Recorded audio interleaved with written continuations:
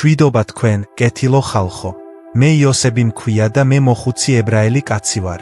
ჩემი ბაბუა, კურთხეული იყოს მისი ხსოვნა, ყოველთვის მეუბნებოდა. იოსებ, სიმდიდრე არ იწყება მსხვილი საფულით, არამედ სუფთა გონებით. ხშირად ფიქრობთ, სად ქრება შრომით ნაშოვნი მონეტები? რატომ გაქვთ შეგრძნება, თითქოს წყალს საცრით ატარებთ? დღეს მე გაგიზიარებთ უძველეს სიბრძნეს, რომელიც ბაბუამ გადმომცა. ვისაუბრებთ იმაზე, თუ როგორ შეავსოთ ჯიბეებში ნახრეტები. რატომ დაგიჯდებათ 30 წლის შემდეგ უბრალო ფინჯანი ყავა და როგორ დარწმუნდეთ, რომ სიღარიბე არასდროს გადაკვეთს თქვენი სახლის ღურბლს. მაგრამ გთხოვთ, მომთმენი იყავით ჩემთან. ყველაზე ღრმა ჭეშმარიტება, ის ერთი საიდუმლო, რომელიც საშუალებას მოგცემთ სამუდამოდ შეწყვიტოთ თქვენი მომავლის შიში და იპოვოთ სიმშვიდე თქვენს სულში. ეს ბოლოსთვის შემოვინახე. დიახ, ყურადღებით მოусმინეთ, რადგან ეს აზრი ნებისმიერ ოქროზე ძვირფასია. პირველი წესი არის ის, რასაც მე ვაჭრის ცრუ კეთილშობილებას ვუწოდებ. ხშირად ვხედავთ კაშკაშა აბრებს, რომლებიც შესანიშნავ შეთავაზებებზე გვიყვირიან.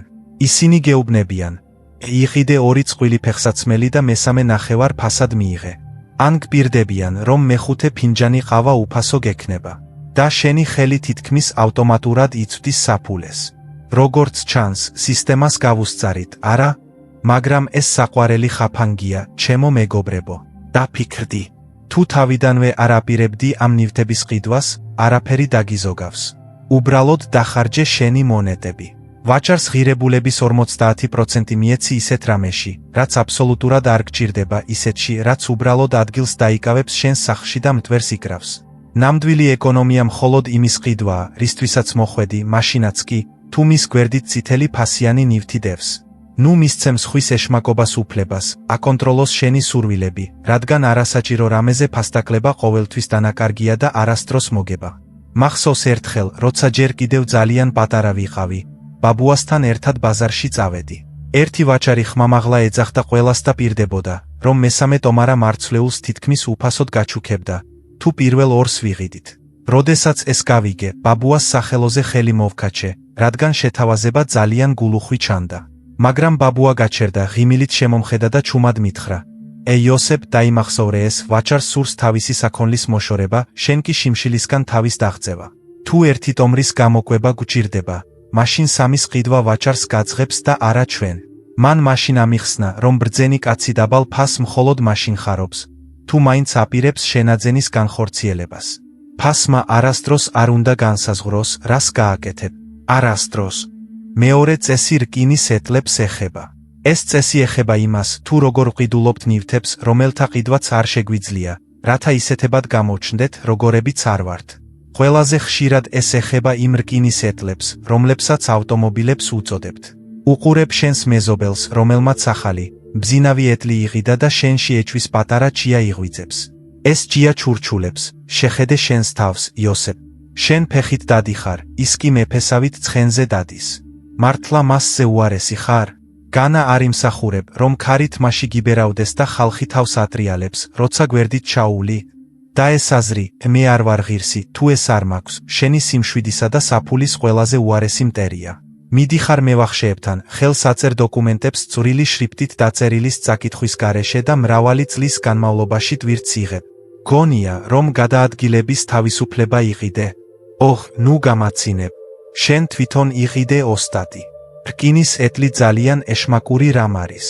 როგორც კი დილერის სახელოსნოდან გამოგაყვან, ის უკვე კარგავს თავისი ღირებულების ნაწილს. ის მზეზე რძეზე სწრაფად ბერდება. მაგრამ ეს მხოლოდ დასაწყისია. გავიწყდება, რომ ეტლს კვება სჭირდება. მას საწვავი სჭირდება, ზეთი სჭირდება, დაზღვევა სჭირდება იმ შემთხვევაში, თუ რომელიმე უგუნური მძღოლი მის mbzinav მხარეს გაიკაწრავს. ღამით დასაძინებელი ადგილი სჭირდება და ამისთვის მონეტებსაც ითხოვენ. თუ ავად გახდება, რკინის ცხენების ექიმები იმდენ ფულს ითხოვენ თავიანთი სამუშაოსთვის, იფიქრებდით, რომ თავად მეფეს მკურნალობდნენ. ასეთი შენაძენის გაკეთებამდე ფურცელი და კალამი უნდა აიღოთ. ნუ დაიზარებთ, დახაზეთ ცხრილი. ერთ სვეტში ჩაწერეთ, რამდენ მონეტას გადაიხდით თავად ეტლისთვის, რამდენს გადაუხდით მევახშეს მრავალი წლის განმავლობაში, რამდენს დაგიჯდებათ მისი მოვლა პატრონობა, რეცხვა, შეკეთება, პარკირება. მეორე სვეტში კი ჩაწერეთ, რამდენს დახარჯავდით, ნაქირავები ეტლებით რომ იმგზავროთ, ან მანქანა მხოლოდ მაშინ იქირავოთ, როცა ნამდვილად გჭირდებათ. გულახდილად დაითვალეთ, ჩართეთ ყველა მოგზაურობა სოფლად, სამსახურში, დედამთილთან სადილად. და როდესაც ყველა რიცხვს შეკრებთ, საოცარ სურათს დაინახავთ. ხშირად აღმოჩნდება, რომ მესაკუთრეობა დიდი ფუფუნებაა, რომელსაც არანაირი სარგებელი არ მოაქვს, გარდა იმავე სიამაყისა, რაზეც დასაწყისში ვისაუბრეთ. შეიძლება თქვათ, მაგრამ იოსებ, ეს კომფორტია, ეს ჩემია. და მე გკითხავთ, ნამდვილად კომფორტია, როდესაც ღამით ვერ იძინებ იმაზე ფიქრით, თუ როგორ გადაიხადო შემდეგი თვის სესხი? ნამდვილად კომფორტია, როდესაც გზაზე ყოველი ორმო გულსა და საფულეში ტკივილით გესმის. ხშირად უფრო მომგებიანია სხვა ადამიანს მისცე საჭესთან მიახლოების საშუალება. გადაუხადო მას რამდენიმე მონეტა და უკანა სავარძელზე იჯდე. წაიკითხო წიგნი ან იფიქრო მარადიულ საგნებზე, არ ინერვიულო იმაზე, თუ სად იპოვო პარკინგი ან როდის შეცვალო ბორბლებზე ნალის ნალები. შენი, როგორც პიროვნების, ღირებულება არ იზომება იმ რკინის ბზინვარებით, რომელზეც ზიხარ. ღირსებაა, როცა შენი შვილები გამოკვებილი არიან. სახლი თბილია და სულზე ვალები არ გაქვს ჩამოკიდებული და მიწაზე არ გწევს. მინდა მოგიყვეთ ისტორია ჩემი ბაბუის ბიძაშვილზე. მისი სახელი იყო ხაიმი. ხაიმი წესიერი ფეხსაცმლის მკეთებელი იყო. ხელები ოქროსფერი ჰქონდა, მაგრამ სული მოუსვენარი. ის მუდმივად აკვირდებოდა მდიდარ ვაჭრებს, რომლებიც მის მაღაზიასთან გადიოდნენ მდიდრული ეტლებით, რომლებსაც წმინდა სისხლის ცხენები ატარებდნენ. და ხაიმმა გადაწყვიტა, რომ სანამ ასეთი ეტლი არ ექნებოდა, არავინ სცემდა პატივს. թե როგორ შემიძლია ჩექმებისთვის ღირსეული ფასის მოთხოვნა. თუ თვითონ ფეხით დავდივარ, ითხოვდა ის. ხაიმმა ფული ისესხა ყველა ნათესავისგან. ქალაქის ყველაზე ხარბ მევახშეებთან ვალებში ჩავარდა და ეტლი იღიდა. ის ულამაზესი იყო. ხავერდის სავარძლები, მოოქროვილი სახელურები, ბორბლები, რომლებიც არ ჩრიალებდა. და რა მოხდა, რას ფიქრობთ? ხაიმი ჩვენს ქალაქში ყველაზე უბედური ადამიანი გახდა. ჯერ წვიმაში გარეთ გატანის ეშინოდა, რომ ბორბლები არ დაებინძურებინა. შემდეგ მიხვდა, რომ ცხენი, რომელიც მასთან ერთად იყიდა, მთელ მის ოჯახზე მეტს ჭამდა. მას ორჯერ მეტი შრომა უწევდა, გათენებიდან დაღამებამდე ურტყამდა, რომ ცხენისთვის შურია და ეტლის ღერძებისთვის ცხიმი ეყიდა. მას არ ჰქონდა დრო ცოლისთვის, შვილებისთვის და ლოცვისთვისაც კი. ის გაბრაზდა და გაღიზიანდა. და როდესაც ერთ დღეს ცხენი კოჭლობდა, ხაიმი კინაღამ გონება დაკარგა, რადგან მკურნალობა იმდენი დაუჯდა, რამდენიც 3 თვეში გამოიმუშავა. მაშინ ბაბუამ შეხედა მას და ისეთი რამ თქვა, რაც სამუდამოდ მახსოვს. მან თქვა, ხაიმ, გეგონა, რომ ეტლს ყიდულობდი შენი სხეულის გადასატანად, მაგრამ ახლა ეს ეტლი შენზე დადის. შენ მისი მსახური, მისი მომლელი და მისი საფულე გახდი. გინდოდა ხალხისთვის შთაბეჭდილების მოხდენა. მაგრამ ამ მტვერმა მხოლოდ შენი თვალები დააბრმავა. საბოლოოდ ხაიმს ეს ფუფუნება ნახევარ ფასად უნდა გაეყიდა, რომ ვალები გადაეხადა და ისევ წავიდა. და იცით რა? მან გაიღიმა. ის კვლავ თავისუფალი ადამიანი გახდა. ნუ მისცემ უფლებას ნივთებს, რომ შენზე იბატონონ. იყავით უფრო გონიერი, დაითვალეთ თქვენი მონეტები და გახსოვდეთ. ადამიანები პატივს სცემენ არა მას, ვისაც ძვირადღირებული ეტლი აქვს, არამედ მას, ვინც მყარად დგას ფეხზე და არავის წინაშე არაფერია ვალდებული. მესამე წესი მონეტების დაბრუნებას ეხება. ეს წესი ამბობს, თუ ზედმეტი გაეცით, გქონდეთ გამბედაობა და გონიერება, რომ უკან დაიბრუნოთ. მე ვსაუბრობ იმაზე, რასაც თქვენ გადასახადების გამოკვითვას უწოდებთ. მე კი ამას უძღები მონეტის სახლში დაბრუნებას ვუწოდებ. თითოეული ჩვენგანი ხარკს უხდის ხაზინას. თქვენ მუშაობთ და თქვენი შრომის, თქვენი ოფლის ნაწილი, რომელიც რგოლების სახით მონეტების სახით იხარჯება, სახელმწიფოს მიდის. ასეთია წესრიგი. ასე მუშაობს სამყარო და ჩვენ ამაზე არ ვკამათობთ. მაგრამ იცით, რომ ხაზინა არ არის უძირო კასრი, რომელშიც მხოლოდ ჩაგდება შეგიძლიათ. ხაზინას გასასვლელი კარებიც აქვს. არსებობს კანონში ჩაწერილი წესები, რომლებიც ამბობს, თუ შენი შრომით ნაშოვნი ფული კეთილსაქმეებზე დახარჯე, სხეულის განკურნებაზე, გონების განათლებაზე, თავზე სახურავის ყიდვაზე ან მომავლისთვის დაზოგვაზე, მაშინ ხაზინამ უნდა დაგიბრუნოს გადახდილი თანხის ნაწილი. მაგრამ რა საკეთებს ჩვეულებრივი ადამიანი? ის ხელს აკნევს. ამბობს, იოსებ, ეს ძალიან რთულია. მწიგნობრებთან უნდა წახვიდე, პერგამენტები შეავსო, ჩინოვნიკების წინაშე თავი დახარჯო. მირჩევნია ამ მონეტების გარეშე დავრჩე, ვიდრე ნერვები დავკარგო. და ეს უდიდესი სისულელეა. თუ წუნებ, რომ პური ძვირდება, რომ ჩექმები გაცვდა. მაგრამ როდესაც შენივე ფული მიწაზე დევს და გელოდება, როდის აიღებ, მასზე გადადიხარ და თავი მაღლა აწეული მიდიხარ. ფიქრობთ, რომ ამ ფულის ღირსი არ ხართ? თუ ფიქრობთ, რომ ხაზინას ეს თანხა თქვენს შვილებზე მეტად სჭირდება, მისმინეთ, ახლა დრო შეიცვალა. რიგში დგომა და თაყვანისცემა არ გჭირდებათ. ყველაფერი ციფრული გრაგნილების, ინტერნეტის საშუალებით ხდება. ეს უფრო მარტივია, ვიდრე შაბათის ვახშმისთვის თევზის გასუფთავება. უბრალოდ გადახვალთ გვერდზე, რამდენიმე ღილაკს დააჭერთ და კანონი თქვენთვის იწყებს მუშაობას. თუ საცხოვრებელი იყიდეთ, მათ შეუძლიათ უზარმაზარი თანხები დაგიბრუნოთ 260,000 მონეტა. და თუ იპოთეკური სესხისთვის პროცენტი გადაუხადეთ მევახშეებს, მაშინ ყველა 390,000. წარმოიდგინეთ, ეს მთელი ქონებაა. ეს ახალი ავეჯია. ეს ოჯახისთვის დასვენებაა, ეს სიმშვიდეა. და თუ კბილები უმკურნალეთ ან შვილებს წერა-კითხვა ასწავლეთ, ესეც დაიბრუნეთ. ნუ გასცემთ ზედმეტს. ეს თქვენი ფულია. თქვენ დაიმსახურეთ.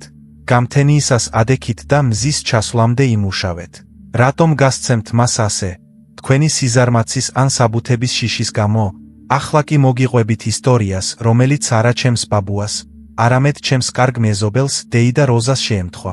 როზა უბრალო ქალი იყო, რომელიც მთელი ცხოვრება სამკერვალო სახელოსნოში მუშაობდა და მისთვის ყოველი თეთრი ფასობდა. თუმცა როზა ბრძენი ქალი იყო.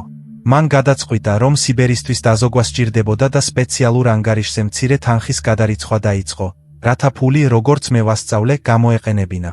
ერთ დღეს კი შეიტყო, რომ რადგან ფულს ზოგავდა, სახელმწიფო მზად იყო მისთვის გადახდილი გადასახადების ნაწილი. წელიწადში მთელი 52,000 მონეტა დაებრუნებინა. გახარებული როზა სამსახურში მივიდა და ეს ამბავი კოლეგამ კერავებს გაუზიარა. მან თქვა, გოგოებო, წარმოიდგინეთ, რომ ფორმას შევავსებ და 52,000 დამიბრუნებენ. ეს მე-13 ხელფასს ჰგავს. და რას ფიქრობთ, რა უპასუხეს მას ამ ბრძენმა ქალებმა? მათ დასცინეს. ერთმა თქვა, ეოფ როზა, ნუ იქნები გულუბრყვილო. სახელმწიფო არასდროს არაფერს აბრუნებს. ეს ხაფანგია. სხვამ დაამატა, სერტიფიკატების შეგროვებაში დაიღლები, მოგზაურობაში მეც დახარჯავ, ნუ ჩაერევი, მოგატყუებენ. უთხრეს, ჩუმად იჯექი, კისერი არ გამოწიო, უფრო უსაფრთხოდ იქნები. მაგრამ დეიდა როზას ხასიათი ჰქონდა. ფიქრობდა, რატომ უნდა მოვუსმინო მათ, ვისაც ჯიბეში ქარი უბერავს? ვეცდები. ბოროტ ენებს არ მოусმინა. შენს ინტერნეტში შევიდა, ერთი საღამო გაატარა, იქ ქვითრები ატვირთა და ლოდინი დაიწყო. მეგობრები აგრძელებდნენ მას სეხითხიც, მეოცნებას უწოდებდნენ. ცოტა ხანი გავიდა და ერთ დილით როზამ საფულე შეამოწმა. და იქ ის 52,000 მონეტა რეკავდა, ზუსტად იმდენი, რამდენიც კანონით იყო დაპირებული. მან ახალი კოსტიუმი იყიდა, დიდებული სუფრა გაშალა და იგივე მეგობრები დაპატიჟა. როდესაც ჰკითხეს, საიდან მოდის ასეთი ნადიმი, მან გულწრფელად უპასუხა, ეს იგივე ფულია, შენ თაღლითობას უწოდებდი. მე უბრალოდ დავიხარე და ავიღე, სანამ შენ იქიდექი და ამტკიცებდი, რომ ეს შეუძლებელი იყო. მეგობრები ჩუმად ისხდნენ, ღეჭავდნენ ღვეზელებს და მათ თვალებში შური და სინანული იკითხებოდა. მაგრამ უკვე გვიანი იყო. მათი დრო გავიდა და როზამ შეინარჩუნა ის, რაც მისი იყო. გახსოვდეთ ხალხო, თქვენი კეთილდღეობა არა მხოლოდ იმაზეა დამოკიდებული, თუ რამდენს გამოიმუშავებდით, არამედ იმაზეც, თუ რამდენს არ გასცემდით უმიზეზოდ. ნუ იქნებით იმ მკერავების მსგავსი, იყავით როზას მსგავსი. მოიტანეთ თქვენი მონეტა სახლში. მეოთხე წესი გრძელი საბელია. ეს წესი ეხება საცხოვრებლის ვალს, რასაც თქვენ იპოთეკას უწოდებთ. რამდენად ხშირად ვხედავ ადამიანებს, რომლებიც მევახშესთან მიდიან და ამაყად იცვამენ მკერდს და ამბობენ, არ მინდა 30 წელი ბანკის მონა ვიღო. მინდა სწრაფად დავფარო. მომეცით სესხი მხოლოდ 10 წლით. პურსა და წყალს შევჯამ, მაგრამ 10 წელიწადში თავისუფალი ვიქნები. და ეს ადამიანი თავს გმირად თვლის, რომ ის თავისუფლებისთვის მებრძოლია. მაგრამ მოხუცი იოსები გეტყვით, ეს არ არის გმირობა, ეს არის სისულელე, რომელიც სიგიჟეს ესაზღვრება.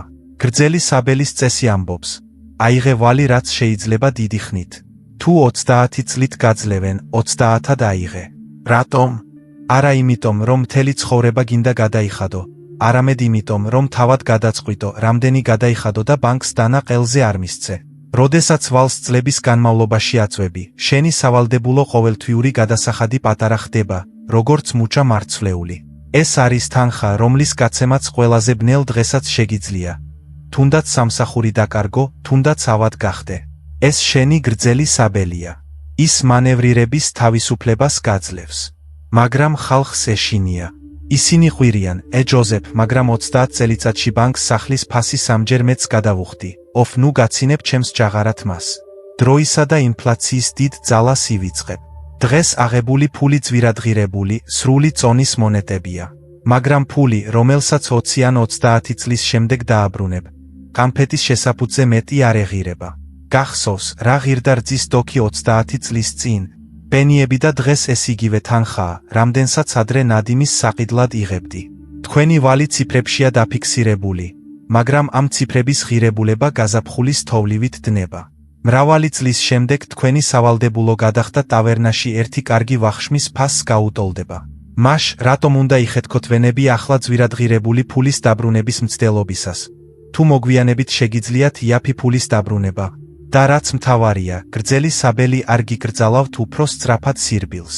თუ წარმატებული წელი გაქვთ, თუ თქვენი საქმე აღმავლობაშია, გთხოვთ, ბანკში მეტი შეიტანეთ, ვალი ადრე დაფარეთ, არავინ შეგიშლით ხელს. მაგრამ ეს თქვენი კეთილი ნება იქნება, თქვენი არჩევანი და არა მევახშის ბრძანება. განსხვავება ისაა, რომ გრძელ საბელზე თქვენ აკონტროლებთ სიტუაციას, მოკლეზე კი სიტუაცია გაკონტროლებთ. მოკლე საბელზე გზაზე ნებისმიერი ქვა შეიძლება დაგახრჩოთ, რადგან გადახდა უზარმაზარია და მისი გამოტოვება შეუძლებელია. ახლა მოусმინეთ ორი ტყუპი ძმის, სოლომონის და ლაზარის, ჩვენი ქალაქელი მცხობელის შვილების ისტორიას. ორივე შრომის მოყვარე ბიჯი იყო. ორივე ერთსა და იმავე წელს დაქორწინდა და გადაწყვიტეს, რომ სანელებლებით ვაჭრობისთვის მაღაზიები ეყიდათ. საკუთარი ფული არ ჰქონდათ, ამიტომ ქალაქის ფულის გადამცვლელთან წავიდნენ. სოლომონი გაცხარებული და ამაყი იყო. მან თქვა, ვალს სიბერემდე არ დავუშვებ. კაცი ვარ. ფულს მხოლოდ 7 წლით ავიღებ. დიახ, ყოველთვიურად ჩემი შემოსავლის ნახევარი უნდა გავცე. მაგრამ 7 წელიწადში ხალხისა და ღმერთის წინაშე სუფთა ვიქნები. მან ხელი მოაწერა დოკუმენტებს, აიღო მოკლევადიანი და უზარმაზარი ყოველთვიური გადასახადი. ლაზარი მშვიდი და ფრთხილი იყო. მას ახსოვდა ბრძენთა აღთქმები. მან ფულის გადამცვლელს უთხრა, მომეცი ფული 25 წლით. ჩემი გადასახადი იყოს მცირე, სრულიად შეუმჩნეველი, რათა მშვიდად დავიძინო, თუნდაც ვაჭრობა შენელდეს. სოლომონი ძმას გაეცინა. ლაზარე, შემშიშარა. გადაიხდი მანამ, სანამ თმა არ გაგიჩაღარავდება და მალე თავისუფალი ჩიტი გავხდები. პირველი 2 წელი კარგად ჩაიარა. სანელებლები კარგად იყიდებოდა და სოლომონი ამაყად მიჰქონდა ფულის უზარმაზარი ტომრები ფულის გადამცვლელთან. ძლივს რჩებოდა საჭმელი. ლაზარმა თავისი მცირე წილი გადაიხადა და დანარჩენი ყულაბაში ჩადო ან ცოლისთვის საჩუქრები იღიდა. ზოგჯერ, როცა კარგი განწყობა ჰქონდა, ცოტა დამატებით თანხას შესწირავდა, რითაც ვალს ყოველგვარი დაძაბულობის გარეშე ამცირებდა. მაგრამ მესამე წელს კატასტროფა დატრიალდა. მეზობელ სამეფოში ომის გამო სავაჭრო გზები გადაიკეტა და სანელებლებიც შეწყდა. ვაჭრობა შეწყდა. ორივე ძმისთვის შემოსავალი თითქმის ნულამდე დაეცა. და დადგა განკითხვის საათი. ფულის გადამცვლელი სოლომონთან მივიდნენ და ის უზარმაზარი თანხა მოითხოვეს, რომლის გადახდაც ყოველთვიურად ევალებოდა. სოლომონი მეგობრებს გარბოდა, თმას იგლეჯდა, სესხებას ცდილობდა, მაგრამ არავინ აძლევდა. მას არანაირი რეზერვი არ ჰქონდა, რადგან სწრაფი თავისუფლებისკენ სწრაფვის მიზნით ყველაფერს არიგებდა.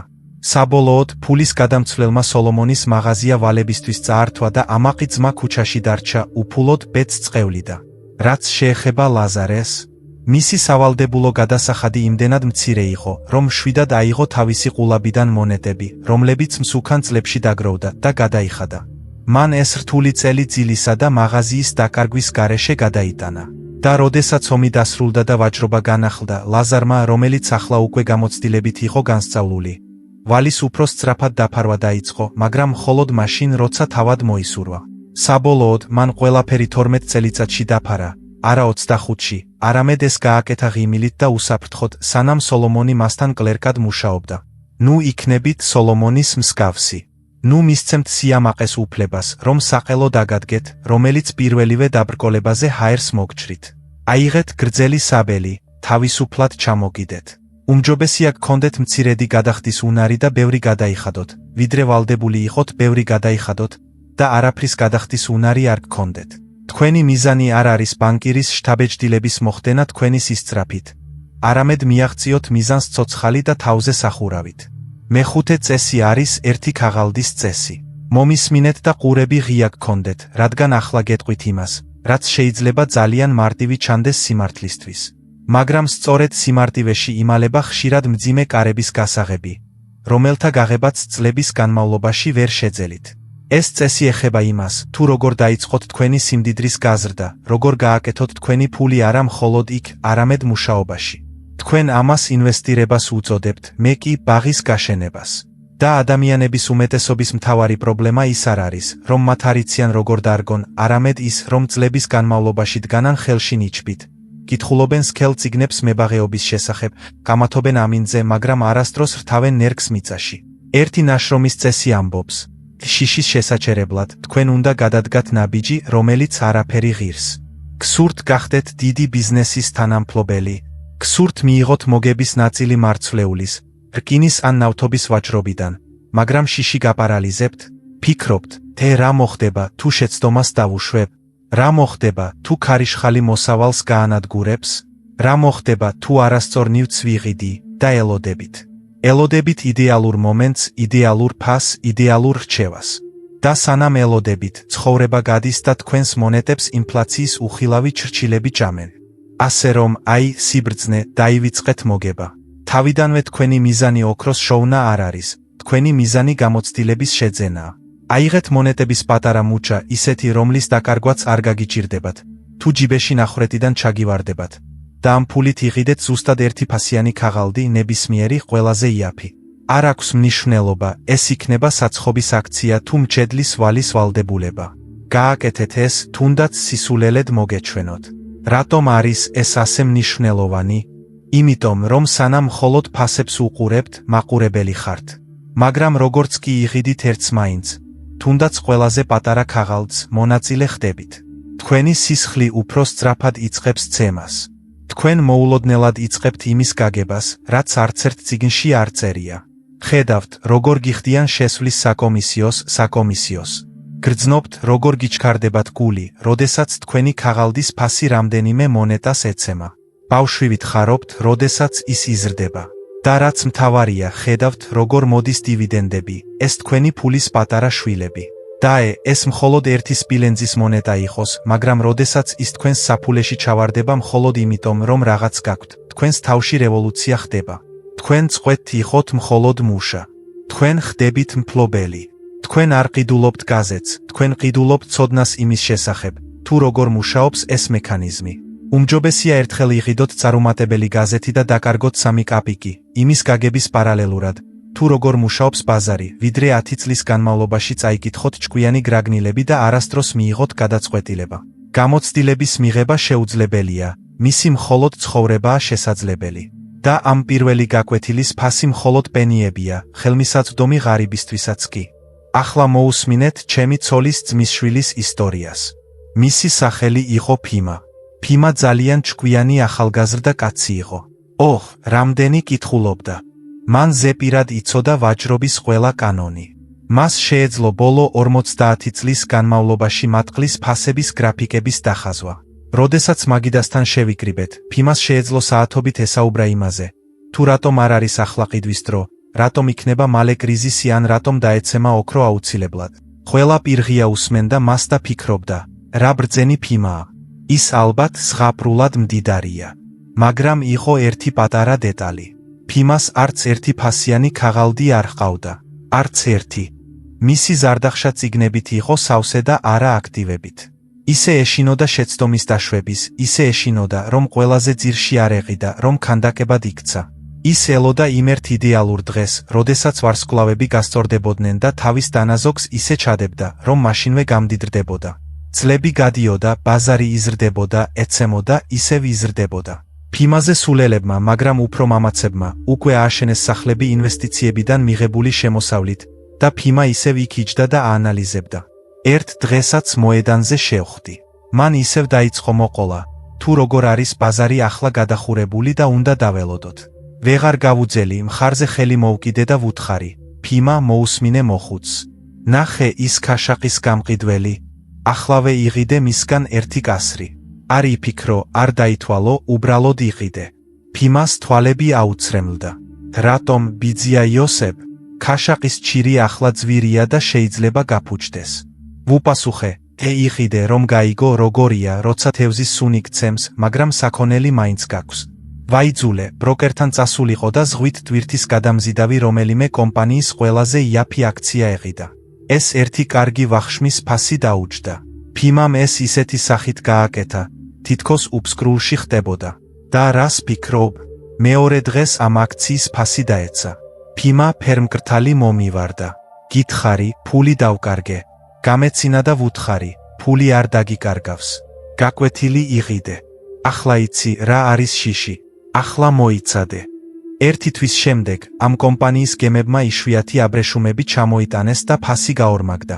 და ერთი თვის შემდეგ ფიმამ მოგებიდან თავისი წილი მიიღო. ეს სასაცილო ფული იყო. ამით შეიძლება ბაგელის ყიდვაც კი შეიძლებოდა. მაგრამ ფიმა ამ მონეტას სასწაულივით უყურებდა. მან მიხვდა, რომ ფული შეიძლება არა მხოლოდ მისი ხელების შრომით, არამედ უბრალოდ სხვის ბიზნესში წილის ფლობითაც გამოემუშავებინა. იმ დღიდან ფიმა სრულიად შეიცვალა. მან საუბარი შეწყვიტა და მოქმედება დაიწყო.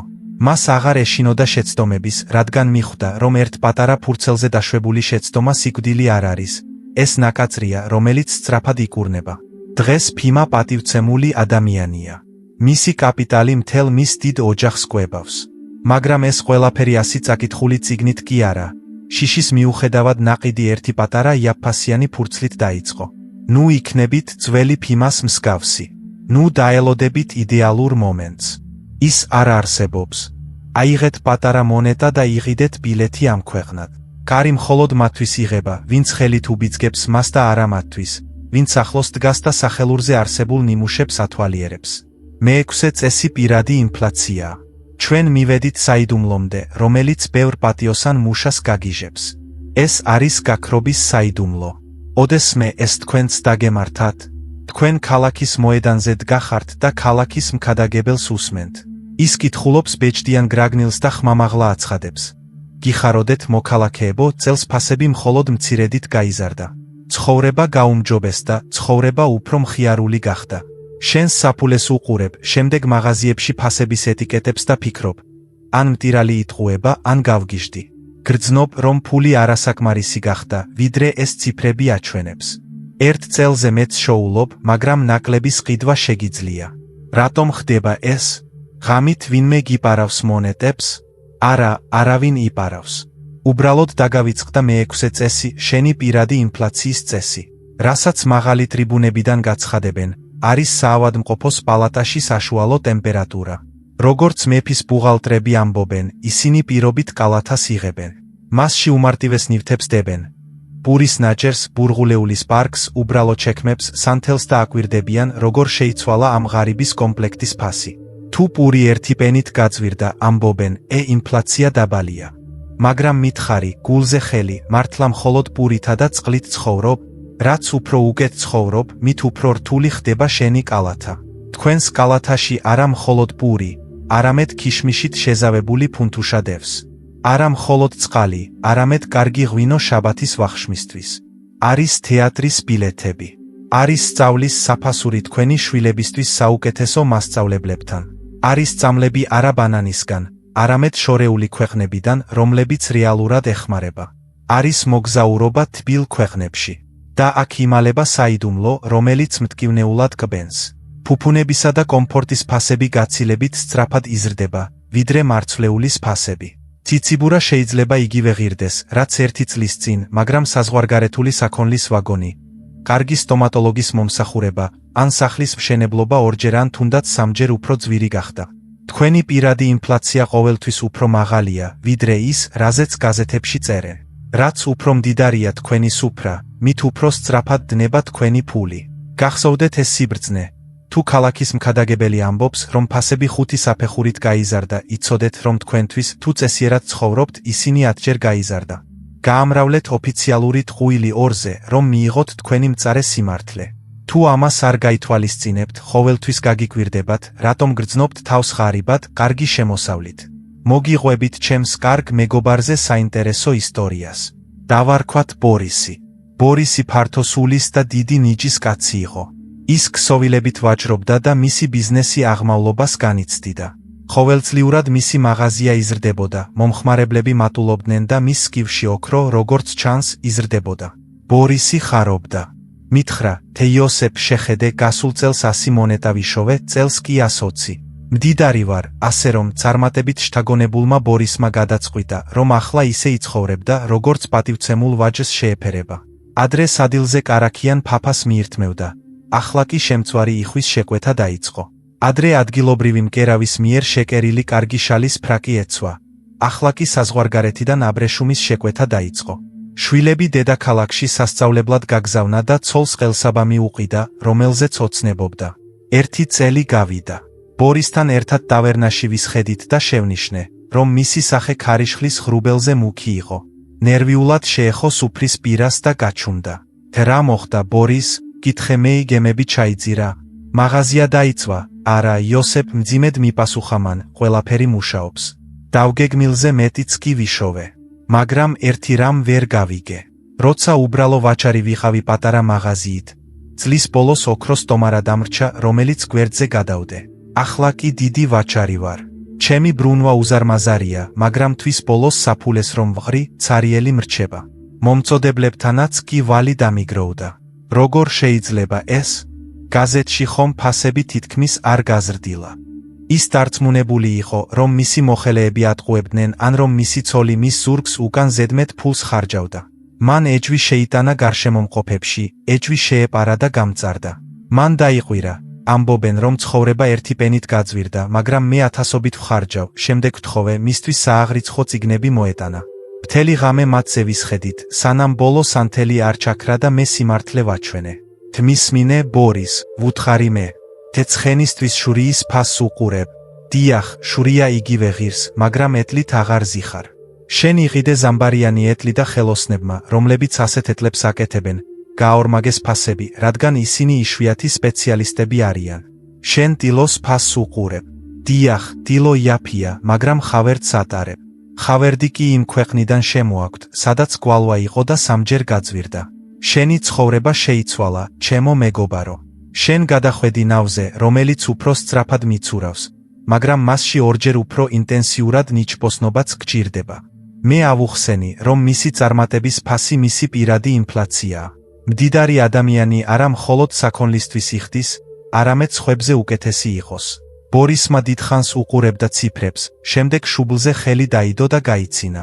მიხვდა, რომ საკუთარ თავს მისდევდა. მან შეწყვიტა ცოლისა და კლერკების დადანაშაულება. მიხვდა, რომ თუ მას სურს წინა ცხოვრების დონის შენარჩუნება, ხარჯების დაგეგმვა არა მეფის მიერ გამოცხადებული ციფრების, არამედ საკუთარი ცხოვრების წესის მიხედვით უნდა მოხდეს. იმ დღიდან ბორისი უფრო ბრძენი გახდა. მან შეწყვიტა ზოგადი ციფრების ბრმად დაჯერება. მომავლის დაგეგმვისას, ის ყოველთვის ორზე ამრავლებდა მოსალოდნელ ხარჯებს. და იცით, მისი მკერდი ისე ვივსებოდა. არა იმიტომ, რომ ფასები დაეცა, არამედ იმიტომ, რომ მან შეწყვიტა საკუთარი თავის მოტყუება ზოგადი სტატისტიკის გამრუდებულ სარკეში ჩახედვით. ნუ იქნებით გულუბრყვილო. დაითვალეთ თქვენი კალათა და არა მეზობლის კალათა. მე-7 წესი არის პატიოსანი სარკე. ყურადღებით მომისმინეთ, ჩემო მეგობრებო, რადგან ახლა ყველაზე მწარე, მაგრამ ასევე ყველაზე მკურნალ აბზე ვისაუბრებთ, რომელიც ყველამ, ვისაც სიღარიბის შეწყვეტა სურს, უნდა გადაყლაპოს. ამ წესს პატიოსანი სარკე ჰქვია. იცით, რატომ ცხოვრობენ ადამიანები წლების განმავლობაში გაჭირვებაში? არა იმიტომ, რომ სამყარო სასტიკია და არა იმიტომ, რომ მსოფლიოში ცოტა ოქროა, არამედ იმიტომ, რომ ყველაზე ოსტატური მატყუარა, რომელსაც ყოველდღე შეხვდებით, დილით სახის დაბანისა სარკიდან გიყურებთ. ჩვენ გვიყვარს საკუთარი თავის მოტყუება. ეს ისეთი სასიამოვნოა, ისეთი დამამშვიდებელი. თქვენ ამბობთ, ჯოზეფ, ჩემი შვილების ჯანმრთელობას ვფიცავარ. ყველაფერი შევამოწმე. ჩემი ბიუჯეტი შევამცირე. ყველაფერზე ვზოგავ. ვჭამ უვარგის პურს, მაგრამ ერთი ზედმეტი მონეტაც არ მაქვს სიბერისთვის გადასახდელი. ჩემი საფულე ცარიელია არა ჩემი ბრალით, არამედ იმიტომ, რომ ცხოვრება ასეთი ძვირია. და აქ მე უნდა გითხრათ სასტიკი სიმართლე. თქვენ იტყუებით. თქვენ იმდენად გულწრფელად იტყუებით, რომ თავად დაიჯერეთ ეს ტყუილი. პატიოსანი სარკის წესი ამბობს. ადამიანების 100%-ს აბსოლუტურად ყველას, ვინც ფულის უქონლობაზე წუწუნებს, სინამდვილეში ჯიბეში ნახრეტები აქვს, რომლებიც თავად დაცვა, მაგრამ ეშინია ამის აღიარების. არ გინდა სიმართლის დანახვა, რადგან სიმართლე შენს სიამაყეს დაარტყამს. იმის აღიარება, რომ ღარიბი ხარ, რადგან მეფე ხარბია, ადვილი და სასიამოვნოა. მაშინ მსხვერპლი ხარ. იმის აღიარება, რომ ღარიბი ხარ, რადგან სულელი და ზარმაცი ხარ ხარჯვაში მტკივნეულია. მიდი სარკესთან და ჰკითხე. ჩემი სახლიდან გასული ყველა მონეტა ნამდვილად სიცოცხლისა და სიკვდილის საკითხად იქცა. თუ გულწრფელი იქნები, საშინელ რაღაცეებს დაინახავ. დაინახავ, რომ ძვირადღირებული მაღაზიის მეპატრონისგან რძეს 100 მონეტად ყიდულობ, როცა 2 კვარტლის გავლა შეგიძლია და 70 ღირს. დაინახავთ, რომ უხილავ ოსტატებს უხდით პატივს, გართობის გამოწერებით, რომლებსაც თვეების განმავლობაში არ გამოგიყენებიათ. იხდით მუსიკისთვის, რომელსაც არ უსმენთ, წიგნებისთვის, რომლებსაც არ კითხულობთ, სპორტდარბაზში ადგილისთვის, სადაც არ დადიხართ. ეს მონეტები ჩუმად მიედინება, როგორც წყალი კაშხლის ნაპრალში. და თქვენ ფიქრობთ, კარგი, ეს წვრილმანებია. მაგრამ ამ წვრილმანებიდან მდინარე წარმოიქმნება, რომელიც თქვენს კეთილდღეობას დავიწყების ზღვაში მიაქვს. ხიდულობთ ნივთებს, რომლებსაც ერთხელ იცვამთ. ქუჩაში საჭმელს იმიტომ მიაქვთ, რომ სახლში მისი მომზადება ძალიან გეზარებათ და სამჯერ მეტს იხდით. მაცივარში გაფუჩებულ პროდუქტებს ყრით, რადგან ძალიან ბევრი იყიდეთ. ეს იმიტომ არ ხდება, რომ ცხოვრება ძვირია, ეს იმიტომ ხდება, რომ უყურადღებო ხართ. გულწრფელ სარკეში ჩახედვა ნიშნავს, რომ ჩაიწეროთ თქვენი ყოველი ნაბიჯი, ყველა ხარჯი, თუნდაც ყველაზე უმნიშვნელო და შეშინდეთ იმით, თუ რამდენად მფლანგველი ხართ სინამდვილეში. მხოლოდ მაშინ იპოვით საგანძურს, როდესაც ამ საბაბების ნაჩუჩს გაწმენთ. და ეს საგანძური შენივე ფულია, რომელსაც უბრალოდ ქარში ისროდი. ახლა მოусმინე ჩემს ერთ ნაცნობზე ამბავს. მისი სახელი იყო იაშა. იაშა მკერავი იყო, კაცი ოქროს ხელებით, მაგრამ თავი ქარით სავსე. ის კერავდა ლამას ფრაკებს, მაგრამ ყოველთვის გაშლილი ხელით დადიოდა. ყოველ ჯერზე, როცა შემხვდებოდა, ერთსა და იმავე სიმღერას იწყებდა. იოსებ საშინელი დრო დადგა. შეკვეთები ცოტაა, ძაფები გაძვირდა, კლიენტები ძუნცი არიან. მე ხარივით ვმუშაობ, მაგრამ თვის ბოლოს კატის გამოსაკვებად არაფერი მაქვს. სიამოვნებით დავზოგავდი, როგორც შენ მასწავლი, მაგრამ უბრალოდ არაფერი მაქვს. უკვე ყველაფერი დავჯერი, რაც შემიძლია. იაშა იმდენად დამაჯერებელი იყო, რომ თვალებში ცრემლებიც კი აევსო. როგორც ჩანს, მთელი მსოფლიო ამ საწყალი მკერავის წინააღმდეგ ამხედრდა. მაგრამ მე მოხუცი ებრაელი ვარ, ცრემლებით ვერ მომწვდები. მე მხოლოდ ციფრების მჯერა. ერთ დღეს მის სახელოსნოში მივედი, მაგიდაზე სქელი რვეული დავდე და ვუთხარი. იაშა, ფულით დაგეხმარები, მაგრამ პირობები მაქვს. ერთი თვის განმავლობაში აბსოლუტურად ყველაფერს ამ რვეულში ჩაწერ. ქინძის თავი ვიღიდე, ჩაიწერე. ბაგელი ვიღიდე, ჩაიწერე. მონეტა მათხოვარს მივეცი, ჩაიწერე. თუ ერთ ხარჯსაც კი გამოტოვებ, დახმარება არ გექნება. იაშა განაწყენდა. არ გჯერა. გეუბნები, მხოლოდ პურსა და წყალზე ვხარჯავ.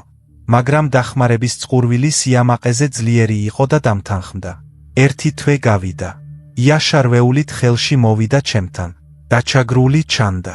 მაგიდასთან დავსხედით, ლამპა ავანთეთ და ჩანაწერები გავხსენით. და რა ვნახეთ იქ?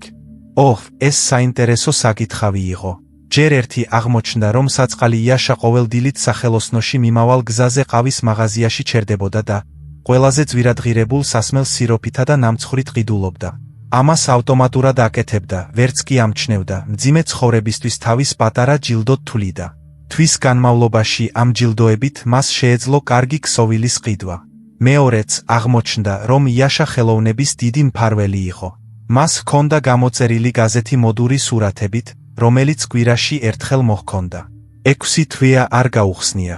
უბრალოდ კუთხეში მტვრიან გროვად იყო დაწყობილი. მაგრამ გამოწერის თანხა რეგულარულად, საათის მექანიზმის მსგავსად ჩამოეჭრებოდა. უბრალოდ დაავიწყდა შეკვეთის გაუქმება.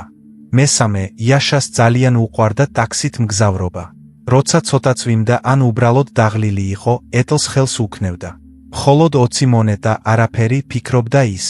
მაგრამ რვეულში ეწერა, რომ ტაქსით თითქმის ყოველ მეორე დღეს სარგებლობდა. სიარული კი მხოლოდ 15 წუთს დასჭირდებოდა. და ბოლოს, ყველაზე სასაცილო რამ. იაშა ძვირადღირებულ წყალს ყიდულობდა ლამას შუშის ბოთლებში, რადგან ბოთლის ფორმა მოსწონდა. წყალს სვამდა და ბოთლს გადაყრიდა. თუმცა ორი ნაბიჯის მოშორებით იყო ჭა, სადაც ყველაზე სუფთა წყალი იყო, აბსოლუტურად უფასო. როდესაც ყველა ეს წვრილმანი, სისულელე და მცირე თანხა შევაჯამეთ, იაშა გაფითრდა. თანხა, რომელიც ნამცხრებზე, არასაჭირო გაზეთებზე, სიარულის სიზარმაცესა და ლამას ჭიქებზე იხარჯებოდა, მისი შემოსავლის ზუსტად მეხუთედს შეადგენდა. მეხუთედი. ის იქვე იჯდა, თავს ეჭიდებოდა და გვერდიდან გვერდზე ირწეოდა. ჯოზეფ, ჩურჩულით თქვა მან, მე იდიოტი ვარ. მთელი ამ ხნის განმავლობაში მეგონა, რომ გარემოებების მსხვერპლი ვიყავი, მაგრამ აღმოჩნდა, რომ საკუთარი ნავის ფსკერს ვრღნიდი. შემეძლო მდიდარი კაცი ვყოფილიყავი, თვალები რომ გამეხილა. იაშამ შეწყვიტა სამყაროს დადანაშაულება. მან გააუქმა გაზეთების გამოწერა, დაიწყო წყლის ტარება კოლბით და ნამცხრების ყიდვა მხოლოდ არდადეგებზე, რაც მათ კიდევ უფრო გემრიელს ხდიდა. და უცებ, სასწაული. შეკვეთები აღარ იყო, ძაფის ფასები არ დაცემულა, მაგრამ იაშას ფული ჰქონდა. მრავალი წლის შემდეგ პირველად, მას შეეძლო ცოლისთვის საჩუქრის ყიდვა და ზარდახშაში გადატანა. პატიოსანმა სარკემ გადაარჩინა. ნუ შეგეშინდება მასში ჩახედვისაც. დიახ, თავიდან შეგრცხვებათ საკუთარი თავის სისულელის გამო, მაგრამ ეს სირცხვილი გაქრება და დარჩება სუფთა ჭეშმარიტება, რაც თავისუფალს და მდიდარს გაგხდით. მერვე წესია უფასო ყველი თაგვების ხაფანგში. ჩვენ მივედით ყველაზე საშიშ ცდუნებამდე, რომელიც არა მხოლოდ საფულეებს, არამედ მთელ ბედს ანგრევს. ეს არის სწრაფი მოგების ცდუნება. ეს არის სირენების ტკბილი სიმღერა, რომელიც ხვალ ოქროს მთებს გპირდებათ, დღეს კი არაფერს აკეთებთ. უფასო ყველის წესი ამბობს, თუ ვინმე შრომისა და რისკის გარეშე სიმდიდრეს გპირდებათ, ამ ადამიანს არ სურს თქვენი გამდიდრება. მას სურს თქვენი თვალით გაძარცვა. ფულის სამყაროში, ისევე როგორც ბუნებაში, სასწაულები არ ხდება. ხე ერთ ღამეში არ იზრდება და კაპიტალი თითის დაჭერაზე არ ორმაგდება. მაგრამ ადამიანის სიხარბე საშინელი ძალაა. როდესაც გეუბნებიან, დღეს ერთი მონეტა ჩადე და ერთ თვეში სამი მიიღე, ბევრი ადამიანის გონება ითიშება. იწყებ ფიქრს, թե რა მოხდება, თუ ეს სწორედ ის შანსია. რა მოხდება, თუ მე ყველაზე ჭკვიანი ვიქნები? ყველა შუბლის ოფლით მუშაობს და მე საიდუმლო გზა ვიპოვე. ისინი გიღვებიან ახალ ტექნოლოგიებზე, რჩეულებისთვის დახურულ კლუბებზე, წელიწადში 300%-ით გარანტირებულ შემოსავალზე. და აი, გაჩერდი. დაუსვი საკუთარ თავს ერთი მარტივი კითხვა, რომელიც სიცოცხლეს გიშველის. თუ ამ ადამიანმა იცის, როგორ მიიღოს გარანტირებული 300%-იანი მოგება, რატომ ვჭირდები მე? რატომ სჭირდება მას შენი სავალალო პენი? ერთი ქვის სამ ოქროს ზოდად გადაქცევის გზა რომ მქონდეს. ბაზარზე ვირბენდი და ყველა გამლელს ვუყვიროდი. კლუბს გავხსნიდი და უცნობებს დავარწმუნებდი, რომ ეს წარმატება ჩემთან ერთად გაეზიარებინათ. არა. ჩუმად ვიჯდებოდი ჩემს სარდაფში, ოქროს დავამზადებდი და ჩუმად ვიქნებოდი, როგორც თევზი ყინულზე. თუ ასეთ ადგილას დაგპატიჟებენ, იცოდე, რომ პარტნიორები არ სჭირდებათ, ახალი სისხლის სჭირდებათ.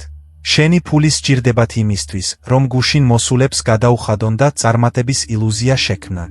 ეს ქვიშის პირამიდაა. სანამ ახალი სულელების ქარი უბერავს, ის დგას. როგორც კი ქარი ჩაცხრება, ის ჩამოიშლება და ყველას ქვეშ დამარხავს. ნუ ეძებ მარტივ გზებს. რეალური ინვესტიციები მოსაწყენია, ისინი ნელია, ეს არის საშუალო შემოსავალი, რომელიც წლების განმავლობაში გროვდება. ყველაფერი, რაც ახლა ბრილიანტებით სამოთხეს გპირდება, ხაფანგია. და მასში ყველი მხოლოდ მეორე თაგვისთვისაა უფასო, რადგან პირველმა უკვე გასწირა სიცოცხლე. ახლა მოусმინეთ ისტორიას, რომელიც ჩემს ერთ კარგ ნაცნობს შეემთხვა. მისი სახელი იყო მოტელი. მოტელი ჩვენს ქალაქში საუკეთესო დალაქი იყო.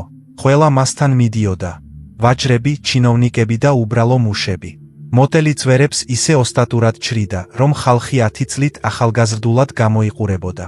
მას ჰქონდა გარანტირებული პურის ნაჭერი, ხალხის პატივისცემა და კარგი დანაზოგი, რომელსაც შვილისთვის მეორე სალონის გასახსნელად აგროვებდა. მაგრამ ერთ დღეს ჩვენს ქალაქში უცნობი მოვიდა.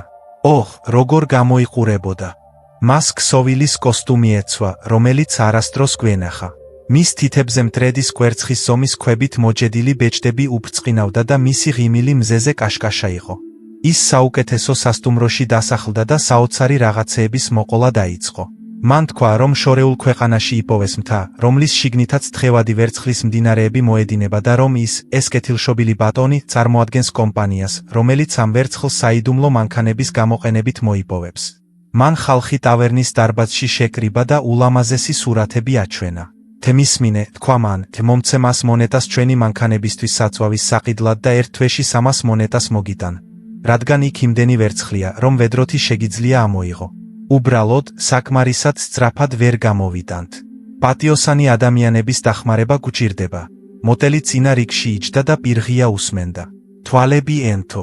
სწრაფად გამოთვალა, რომ თუ თავის დანაზოგს გასცემდა, ერთ თვეში არა ერთ სალონს, არამედ მთელ სასახლეს იყიდიდა.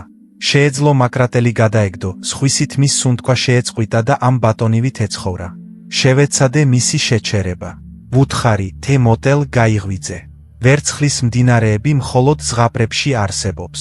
თუ იქ ამდენი ვერცხლია, რატომ ითხოვს ფულს შენგან, უბრალოდ ალაქისგან, მაგრამ მოტელმა ზიზღით შემომხედა. მან თქვა, იოსებ, შენ მოხუცი და მშიშარა ხარ. მიჩვეული ხარ პენისების დათვლას, მაგრამ სამყარო შეიცვალა. ახლა მამაცების დროა. ეს კაცი გენიოსია. მას სურს დაგვეხმაროს უბრალო ხალხი. მოტელი სახლში გაიქცა, თავისი სამალავიდან ყველაფერი წაიღო, რაც 20 წლის განმავლობაში ჰქონდა შენახული. ეს მისთვის ძალიან ცოტა ეჩვენა. მან ფული ძმისგან ისესხა. მან სახლიც კი იპოთეკით დატვირთა ვალის გამცემისთვის. მან ამ გენიოს მონეტების მძიმე ტომარა მიუტანა. უცნობმა ფული აიღო, ოქროს ბეჭდით ლამაზი ფურცელი გამოწერა და მოტელს ხელი ჩამოართვა. გილოცავ პარტნიორო, თქვა მან, ერთ თვეში მეფე გახდები. პირველი კვირა მოტელი ქალაქში ფარშევანგივით დადიოდა. მან კლიენტებისთვის თმის შეჭრაც კი შეწყვიტა და უთხრა: მალე ამ ქალაქს ვიღიდი და თქვენ თაყვანს მცემთ. მან მეზობლებიც დაარწმუნა, რომ ფულიც მოეტანათ, თუ უარს იტყვიან, სულელებს უწოდებდა. ერთი თვე გავიდა. მოტელმა თავისი საუკეთესო ფრაკი ჩაიცვა და სასტუმროში წავიდა მოგების მიზნით. მაგრამ სასტუმროს კარები ჩაკეტილი იყო, ფანჯრები კი ბნელი. სასტუმროს მეპატრონე ვერანდაზე გამოვიდა, ტიროდა და თმას იხევდა. აღმოჩნდა, რომ ვერცხლის ბარონი იმ ღამეს წავიდა ისე, რომ არც კი გადაუხდია თავისი ყოფნის საფასური. ის გაქრა, დილის ნისლივით გაიფანტა. მასთან ერთად გაქრა მოტელის ფული, მისი ძმის ფული და მრავალი სხვა ქალაქელის ფული, რომლებიც ზღაპრის სჯეროდათ.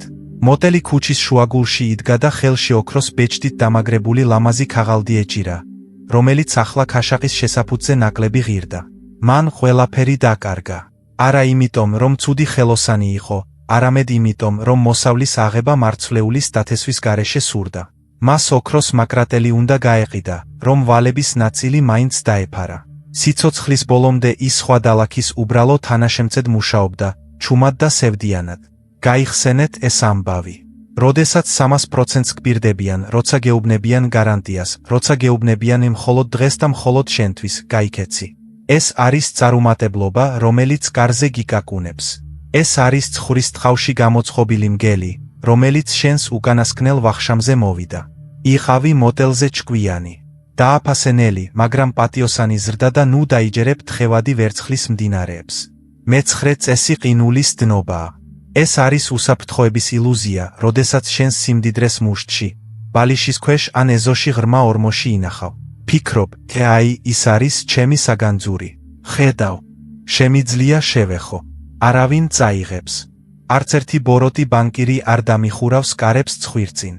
ამ ფიქრისგან თბილად გრძნობ თავს. იძინებ იმის ცოდნით, რომ მკერდი სავსე გაქვს, მაგრამ არ გესმის ჩუმი შუილი. ეს არის შენი სიმდიდრის დნობის ხმა.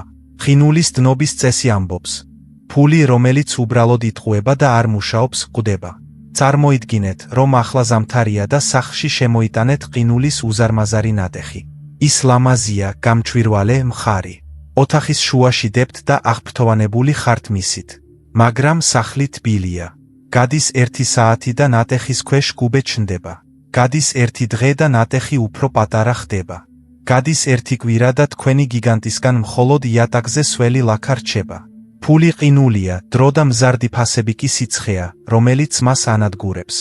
ინფლაცია უხილავი ქურდია, რომელიც ყოველ ღამე თქვენს სახლში მოდის. ის არ ამსხვრევს საკეტებს, არ ამსხვრევს ფანჯრებს, უბრალოდ ისე აკეთებს, რომ ხვალ თქვენი მონეტით დღესზე ნაკლებ პურს იღიდით. გახსოვთ, რა ღირდა შეშის ურემი 30 წლის წინ და რა ღირს ახლა. სხვაობა უზარმაზარია. 30 წლის წინ ზარდახშაში რომ დაგემალათ მთელი სახლის საყიდლად საკმარისი თანხა და დღეს ეს ზარდახშა გაგეხსნათ, იტირებდით, რადგან ამ ფულით ახლა შესაძლოა იმ სახლის კარის სახელურის ყიდვაც შეგიძლიათ. ბევრი ამბობს, მეშინია უცნობებს, მევახშეებსა და ფულის გადამცვლელებს ფული მივცე. რა მოხდება, თუ ისინი გაქრებიან, ეს შიში გასაგებია. ისტორიაში უამრავი რამ მომხდარა. მაგრამ დაფიქრდით, როდესაც ფული საიმედო სეიფშია, რომელსაც ბანკს უწოდებთ, ისინი მადლობას გიხდიან. ისინი პროცენტს გრიცხავენ. ეს პროცენტი თქვენი ყინულის ცივ სარდაფს ჰგავს. ის არ უშვებს, რომ დნება. დიახ, შეიძლება მხოლოდ ამით არ გამდიდრდეთ, მაგრამ ყოველ შემთხვევაში, თქვენი ბლოკის ზომას შეინარჩუნებთ. თქვენ ანაზღაურებთ იმას, რასაც მზარდი ფასები ჯამს. და სახლში ფულს 1000 მტერი ჰყავს. პირველ რიგში, თქვენ თვითონ. როდესაც ფული ხელთ არის, ყოველთვის არის ცდუნება, რომ ტკბილეულისთვის ან წვრილმანისთვის მხოლოდ ერთი მონეტა აიღოთ და გროვადნება. მეორეც, ცუდი ადამიანები, მძარცველები იციან, სად უნდა ეძებონ. მესამე, სტიქიები. ხანძარმა, წყალდიდობამ ან უბრალოდ ნესტიმ შეიძლება თქვენი ქაღალდის დანაზოგი მტვრად აქციოს. მეოთხე, მმართველებს შეუძლიათ შეცვალონ მონეტების ტიპი. ისინი გამოაცხადებენ, რომ ძველი ფული აღარ მუშაობს და თქვენ უნდა მიიტანოთ ის გაცვლაზე. და თქვენ შეგეშინდებათ ან შეგრცხვებათ იმის ჩვენება, თუ რამდენი დააგროვეთ, ან უბრალოდ დრო არ გექნებათ. ფულის სახლში შენახვა ნიშნავს ნებაყოფლობით დაეთანხმოთ, რომ ყოველწლიურად ღარიბდებით ზუსტად იმდენით, რამდენითაც ცხოვრება ძვირდება. ეს თქვენი კაპიტალის ნელი თვითმკვლელობაა. გონიერი ადამიანი ხვდება.